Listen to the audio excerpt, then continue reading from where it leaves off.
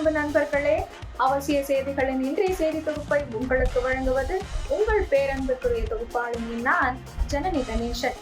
இன்றைய முக்கிய செய்திகளின் தொகுப்பை பார்க்கலாம்.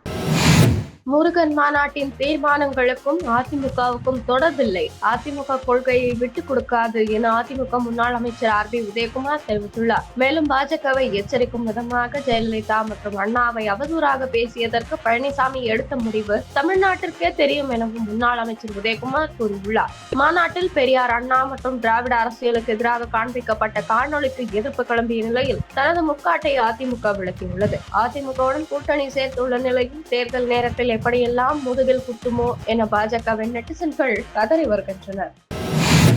ஸ்ரீபெரும்புதூர் அருகே கிடங்கில் பதுக்கி வைக்கப்பட்டிருந்த 18.2 கோடி ரூபாய் மதிப்பிலான வெளிநாட்டு சிகரெட் பறிமுதல் செய்யப்பட்டது. கடத்தலில் ஈடுபட்ட நபர்களை போலீசார் வலை வீசி தேடி வருகின்றனர்.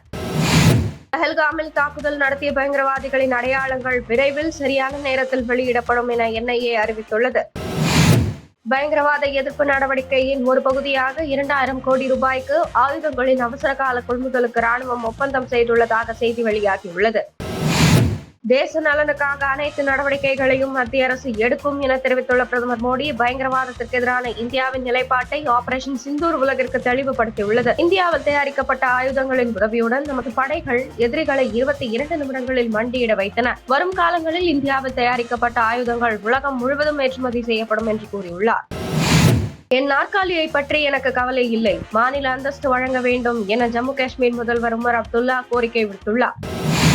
ஒடிசா மாநிலம் பூரியில் நடைபெறும் பூரி ஜெகநாதர் ரத யாத்திரையில் கலந்து கொள்ள திட்டமிடும் பக்தர்களுக்கு குறிப்பிட்ட நேரம், நம்பகமான மற்றும் அணுகக்கூடிய ரயில் சேவைகளை வழங்க கிழக்கு கடற்கரை ரயில்வே ECOR யாத்ரா என்ற பிரத்யேக மொபைல் செயலியை அறிமுகப்படுத்தியுள்ளது.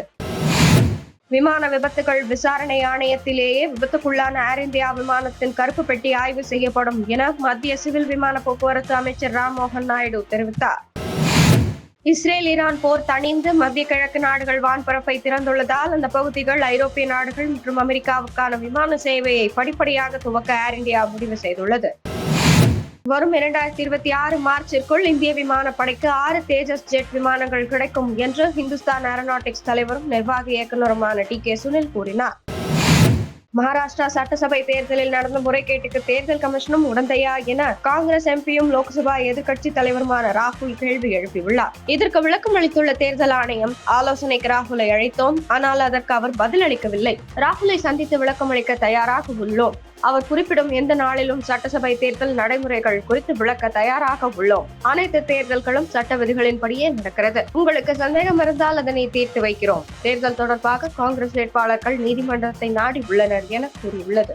இத்துடன் இன்றைய முக்கிய செய்திகள் நிறைவடைந்தன. மீண்டும் நாளை காலை 8 மணிக்கு உங்களை சந்திக்கிறேன். மறக்காமல் சேனலை சப்ஸ்கிரைப் செய்வதுடன் அனைவருடனும் பகிருங்கள். நன்றி, வணக்கம், ஜெய் ஹிந்த்.